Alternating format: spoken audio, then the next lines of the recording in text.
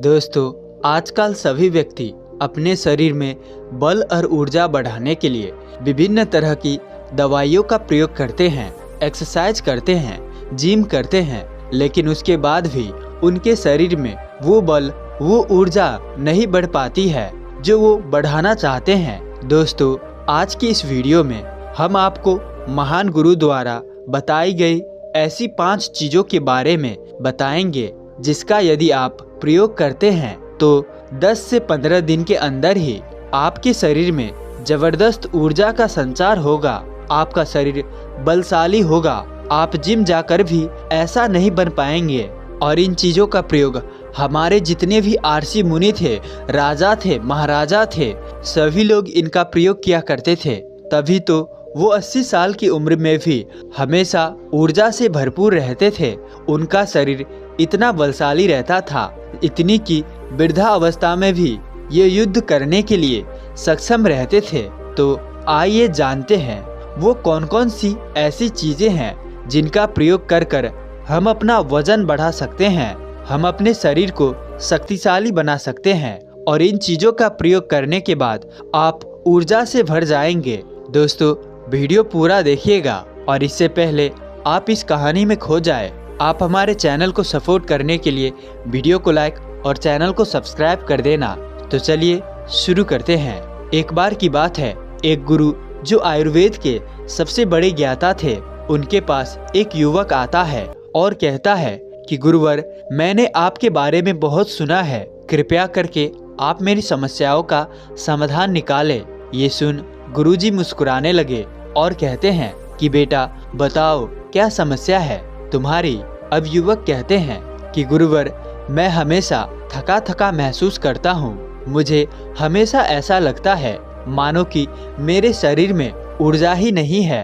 अभी मैं बस 25 साल का हूँ और मेरे चेहरे पर अभी से झुर्रियाँ पड़ने लगी है। मेरा दिमाग किसी भी कार्य में लगता ही नहीं। मैं दिन भर हमेशा आलस्य से भरा रहता हूँ। आधे से ज़्यादा समय में बीमार ही रहता हूँ। मेरे शरीर में बहुत सारी बीमारियों ने घर बना लिया है। इसीलिए आप मुझे कुछ ऐसा उपाय बता दीजिए जिससे मेरे ज़्यादा से ज़्यादा पैसे भी खर्च ना हो और मैं ऊर्जा से भरपूर रहूं। मुझे कभी कोई बीमारी पकड़ तक ना पाए। मेरा शरीर शक्तिशाली बन जाए और दिमाग अच्छे से कार्य करे। युवक की पूरी बात सुनने के बाद गुरुवर कहते हैं कि बेटा, आज मैं तुम्हें ऐसी 5 चीज़ें के बारे में बताने वाला हूँ जिसे सुनकर तुम दंग रह जाओगे और उसे अपनाने के लिए व्याकुल हो जाओगे और जो कि आसानी से तुम्हें तुम्हारे घर पर ही उपलब्ध हो जाएंगे। इसका नियमित रूप से उपयोग करने से केवल तुम बीमार पड़ने से बचोगे, बल्कि उनका प्रयोग करने से तुम्हें कभी भी थका थका महसूस भी नहीं होगा। तुम पूरे दिन ऊर्जा से भरे रहोगे।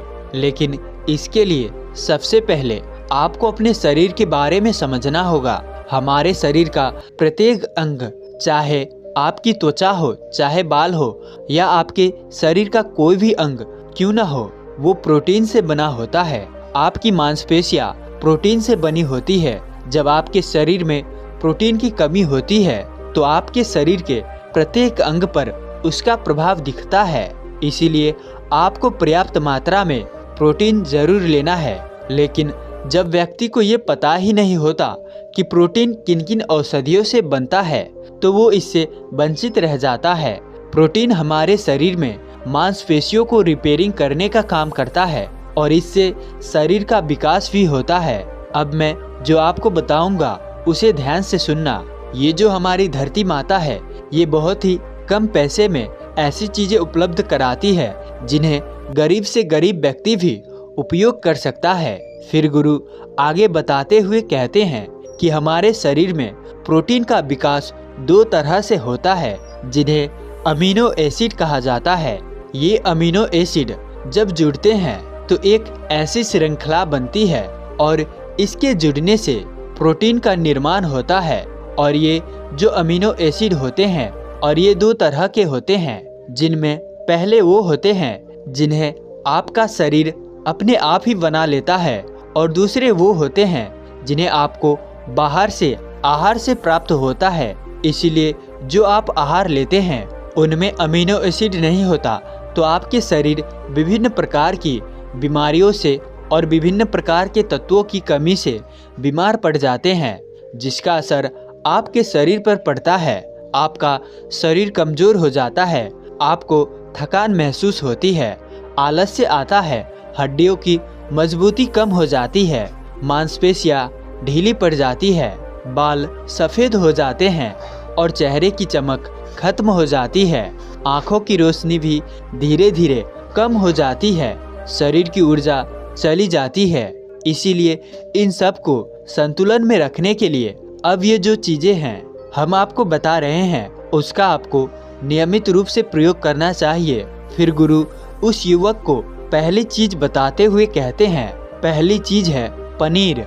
आप चाहे कितना भी आहार खा लो, आपको वो प्रोटीन नहीं मिलेगा जो आपको पनीर खाने से मिलता है। मार्केट में पनीर को पोषक तत्वों का खजाना बताया गया है। पनीर आपको सामान्य से लेकर गंभीर शारीरिक समस्याओं तक से बचाता है। इसमें मौजूद होते हैं कैल्शियम, प्रोटीन, फास्फोरस, फोलेट इत्यादि न्यूट्रिएंट्स। प्रेग्नेंट औरतों के लिए, बच्चों के हेल्थ के लिए बेहतर होते हैं। इसमें मौजूद विटामिन डी और कैल्शियम आपको कैंसर के खतरे से बचाते हैं। इसमें मौजूद कैल्शियम और फास्फोरस आपकी हड्डियों को मजबूत बनाते हैं और आपको अन्य तरह की कई बीमारियों से बचाते हैं। इसमें पाए जाने वाले सेलेनियम नामक एंटीऑक्सीडेंट लंबे समय तक आपको जवान रखता है, स्वस्थ रखता है, जिससे आप जल्दी से वृद्धि दिखाई नहीं देते हैं। पनीर में मौजूद प्रोटीन सिर्फ न केवल ऊर्जा देता है, बल्कि मांसपेशियों के लिए भी बहुत महत्वपूर्ण होता है।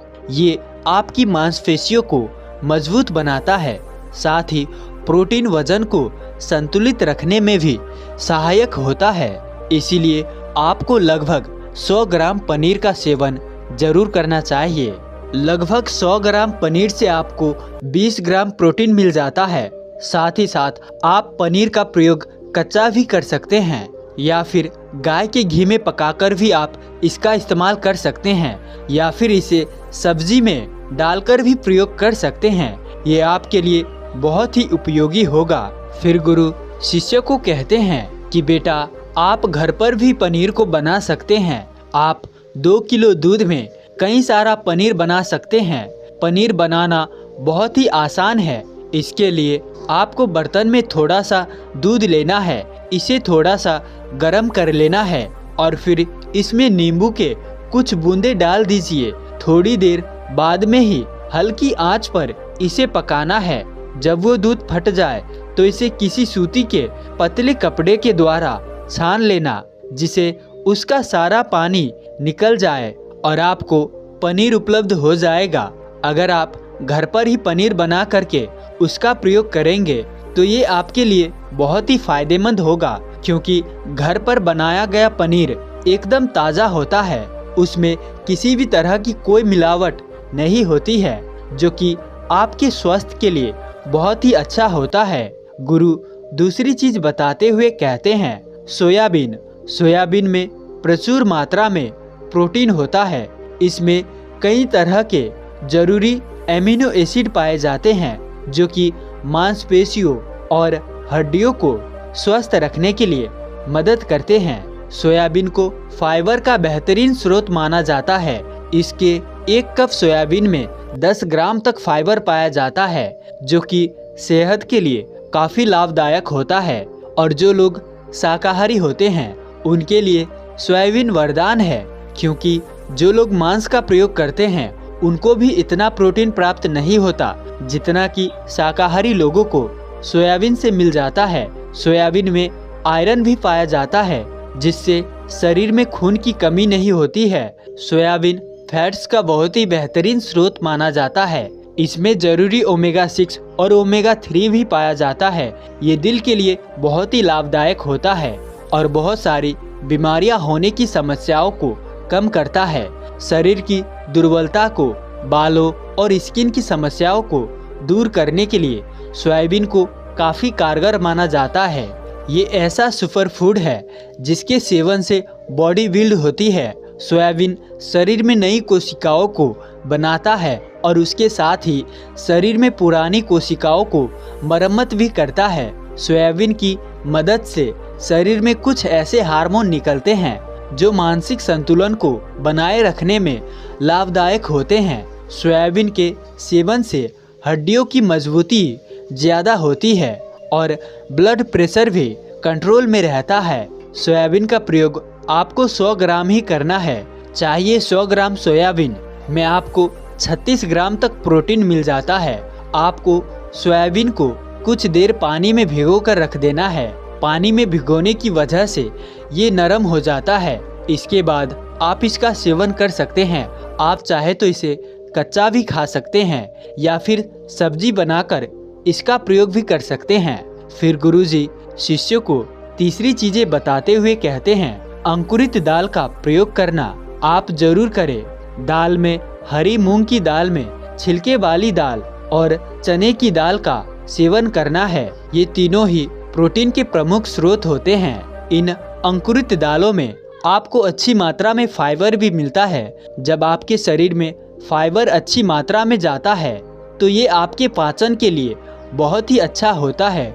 जिन लोगों को कब्ज की समस्या रहती है वो लोग निश्चित रूप से अंकुरित दाल का ही प्रयोग करें, जिससे उनकी कब्ज की समस्या जो है वो बिल्कुल खत्म हो जाएगी और आपकी आंतें साफ होना शुरू हो जाएगी। शरीर में जमी सारी गंदगी साफ हो जाएगी, जिससे आपका पाचन सही तरह से काम करेगा। फिर गुरुजी सभी से कहते हैं, जो वस्तु प्रकृति से सबसे निकट होती है वो आपकी प्राण शक्ति को उतना ही ज्यादा बढ़ाती है और अंकुरित दालों में जीवन है जो आपके प्राण शक्ति को बढ़ाती है, ऊर्जा को बढ़ाती है, आपको ताजा तरो रखती है। इन तीनों दालों का प्रयोग इस तरह से करना है कि पहले इन तीनों दालों को पानी में भिगो दें। लगभग 3 घंटे पानी में भिगोने के बाद उन्हें निकाल लेना है और उन्हें फिर किसी सूती कपड़े में बांध कर रख देना है और फिर उसी सूती कपड़े पर पानी डालकर उसे 12 घंटे के लिए रख दें। 12 घंटे के दौरान जब 6 घंटे पूरे हो जाए तब आपको फिर से एक बार उसमें पानी डालना है, जिससे उस पर पानी बना रहे। 12 घंटे के बाद अब आप देखेंगे कि मूंग और चने की दाल अंकुरित हो जाएगी। इसके बाद आप चाहे तो इसे कच्चा खा सकते हैं या फिर थोड़ा सा नींबू निचोड़कर टमाटर, खीरा इत्यादि मिलाकर इसका सलाद बनाकर भी खा सकते हैं। चाहे तो आप इसका सब्जी बनाकर भी खा सकते हैं, क्योंकि इसमें भरपूर मात्रा में विटामिन होता है। इसका 2 तरह से प्रयोग कर सकते हैं। एक तरीका तो ये है कि आप चने का सेवन ऐसे ही कर ले और दूसरा तरीका ये है कि आप इसे मोटा पिसावा कर फिर इसे पानी में भिगोकर और थोड़ी सी खांड डालकर आप इसे पी सकते हैं। इससे आपके शरीर को ऊर्जा मिलती है। 100 ग्राम की मात्रा में चने लेने से आपको 18 ग्राम तक प्रोटीन मिलता है। भुना हुआ चना आपके दिमाग के फंक्शन के लिए बहुत ही महत्वपूर्ण होता है। इसमें आपका दिमाग बहुत ही अच्छी तरीके से कार्य करने लगता है, जिससे आपको निर्णय लेने में कोई परेशानी नहीं आती। इसके साथ ही ये आपके बालों के लिए भी बहुत अच्छा है, आपकी स्किन के लिए भी बहुत उपयोगी है। भुने हुए चने में मैग्नीज, फोलेट, फास्फोरस और तांबे का भी एक अच्छा स्रोत होता है, जो हमारे हृदय को स्वस्थ रखने के लिए लाभकारी होता है। और इसमें मौजूद फास्फोरस विशेष रूप से हमारे शरीर के लिए बहुत बढ़िया होता है और यही वजह से इसके नियमित सेवन से खून में जमे गंदगी, कोलेस्ट्रॉल को कम करने में मदद मिलती है। ध्यान रहे, इन गंदे पदार्थ की वजह से नसों में ब्लॉकेज हो जाती है, जिससे आपको दिल के कई सारे रोग, अर्थराइटिस, हार्ट अटैक इत्यादि हो जाते हैं। भुना हुआ चना खाने से इम्यूनिटी स्ट्रॉन्ग रहती है, क्योंकि इसमें एंटीऑक्सीडेंट प्रचुर मात्रा में पाए जाते हैं, जो शरीर की इम्यूनिटी को बूस्ट करने में मदद करते हैं। खास तौर पर ठंड के समय में इम्यूनिटी को मजबूती रखना बहुत ही जरूरी होता है। भुना हुआ चना खाने से वजन भी कम होता है, क्योंकि इसमें फाइबर की मात्रा बहुत ज़्यादा होती है, जिससे शरीर की पाचन क्रिया ठीक रहती है। इसके अलावा शरीर में एनर्जी बनी ही रहती है, जिससे आपको बार बार भूख नहीं लगती है। इसके बाद गुरुजी 5वीं चीजें बताते हुए कहते हैं कि बेटा मूंगफली का सेवन करें। अभी के समय में मूंगफली बहुत ही मिलती है। मूंगफली में बहुत ज़्यादा पोषक तत्व पाए जाते हैं जो हमारे शरीर के लिए बेहद ज़रूरी है। इसमें iron, calcium, vitamin, zinc, phosphorus इत्यादि पर्याप्त मात्रा में पाए जाते हैं। इसका सेवन करने से आप कई सारी बीमारियों से बच सकते हैं। मूंगफली में मोनोसैचुरेटेड फैट्स पाए जाते हैं। ये बैड कोलेस्ट्रॉल के स्तर को कम करता है और गुड कोलेस्ट्रॉल के स्तर को बढ़ाता है। अगर आप नियमित रूप से मूंगफली का सेवन करते हैं तो आपको दिल की बीमारी कभी नहीं होगी। मूंगफली सर्दी जुकाम से आपको राहत दिलाती है। ये शरीर को अंदर से गर्म रखती है। इसके रोजाना सेवन करने से फेफड़ों को मजबूती मिलती है। इस मौसम में भी यदि हम सर्दी खांसी जुकाम से बचना चाहते हैं तो हमें नियमित रूप से इसका इस्तेमाल करना चाहिए। मूंगफली में फाइबर और प्रोटीन भरपूर मात्रा में होता है। इससे वजन कम करने में सहायता मिलती है। मूंगफली में मैग्नीज, कैल्शियम, कार्बोहाइड्रेट प्रचुर मात्रा में पाए जाते हैं। इसके सेवन से ब्लड शुगर का स्तर कंट्रोल में रहता है। अगर आपको डायबिटीज की समस्या है तो मूंगफली का सेवन आपको जरूर करना चाहिए। मूंगफली खाने से कई तरह के कैंसर से बचा जा सकता है। मूंगफली में मौजूद फैटी एसिड त्वचा रोगों से बचाने में भी फायदा करते हैं। इसमें फाइबर भी होता है जो कि शरीर के विषाक्त पदार्थों को बाहर निकालते हैं, जिससे आपकी त्वचा हेल्दी बनी रहती है। आपको नियमित रूप से एक मुट्ठी मूंगफली का ही प्रयोग करना है। ज्यादा मात्रा में आपको इसका प्रयोग नहीं करना है। फिर गुरुजी उस युवक से कहते हैं कि बेटा मेरे बताए गए नियमों का यदि आप नियमित रूप से प्रयोग करते हैं, सेवन करते हैं, इनका अच्छे से पालन करते हैं तो देखना तुम्हारी सारी बीमारियां दूर हो जाएगी और तुम बहुत अच्छा अनुभव करोगे। अब उस युवक ने गुरुदेव को धन्यवाद दिया। जब गुरु ने सवाल किया तब भिक्षु ने तपाक से जवाब दिया। गुरु ने कहा गलत जवाब और सबने हंसना शुरू कर दिया। गुरु भी साथ में हंसने लगे। भिक्षु को ये बात अंदर तक चुभ गई और यहाँ से भिक्षु अनजाने में अपनी ही शिकायतों का शिकार होने लगा। आबादी से कोसों दूर ब्रह्मपुत्र नदी की घाटी में बसी भारत में एक आश्रम है जिसका नाम साम्य आश्रम है। यहाँ साम्य आश्रम में कई 100 भिक्षु रहते हैं और तपस्या करते हैं। यहाँ जवान भिक्षु गौतम बुद्ध के सूत्रों को जीवन में उतारना और ध्यान करना सीखते हैं। इन्हीं भिक्षुओं में से एक भिक्षु था जो अपने आप को बहुत चतुर समझता था और हर समय अपनी चपलता दिखाने की कोशिश करता। एक बार गुरुजी ने सवाल पूछा और इस भिक्षु ने जल्दबाजी में गलत जवाब दे दिया। सब उसकी आदत जानते थे, इसीलिए सब अचानक ही हंसने लगे। मैं इन सब से तेज हूँ और ये मेरे ऊपर हंस रहे हैं। ये देखकर भिक्षु के अहंकार को बहुत ठेस लगी। भिक्षु के चेहरे पर फ्रस्ट्रेशन दिख रहा था। गुरु ने भिक्षु का चेहरा देखा तो एकदम से उनकी हंसी भी छूट गई। गुरु को हंसते हुए देखकर भिक्षु को ये बात अंदर तक चुभ गई। आश्रम में पाठ खत्म होते ही वो अपने कमरे में चला गया। उसने सोचा मैं तो सही कह रहा था, लोग ही मुझे समझ नहीं पाते हैं। वो खुद से ही यही बात दोहराता रहा कि लोग मुझे समझ नहीं पाते हैं और यही सोचते सोचते वो सो गया। धीरे धीरे ये शिकायतें उनके अंदर घर कर गई।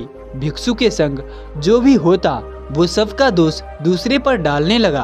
अब वो दिन भर एक जगह बैठा रहता, खुद से कहता मेरा कोई दोस्त नहीं है, मुझे कोई अच्छा नहीं लगता और उदासी में अपनी ख्याली दुनिया में सोचा करता कि एक दिन मैं बहुत बड़ा ऋण पोते बनूंगा।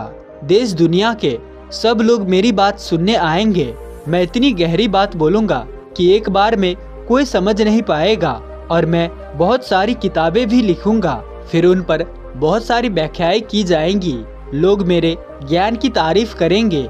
एक दिन गुरु ने उस भिक्षु को अकेले में बुलाया और कहा मैं एक दिन के लिए बाहर जा रहा हूँ और कल शाम को वापस आऊंगा।